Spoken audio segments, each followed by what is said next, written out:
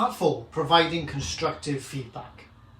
Constructive feedback is essential for growth and development. It should be specific, non-judgmental and focused on the behaviours rather than personal attributes of an individual. Constructive feedback helps mentees understand their strengths and areas for improvement. Psychologically, feedback can trigger different responses in the brain. Positive feedback activates the reward centres, while negative feedback can activate the threat response. Balancing positive and critical feedback is key to maintaining motivation and receptivity. A simple yet sophisticated strategy involves using the SBI model, the situation, behaviour and impact model. This gives great feedback.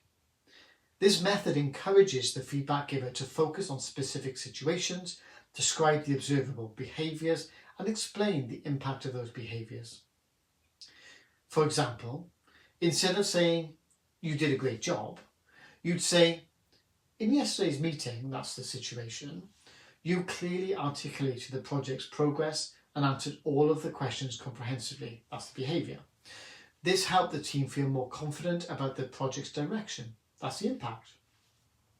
Similarly, for negative or constructive feedback, you might say, "During the team presentation last week," that's the situation, "you seemed a bit unprepared and skipped over some key points," behaviour. "This led to some confusion and unanswered questions from your team," impact. This approach ensures that feedback is clear, specific and actionable, making it easier for a recipient to understand what they did well and what they can do to improve. Moreover, it minimises the emotional response often triggered by feedback, as it focuses on observable facts rather than personal judgments or vague generalities.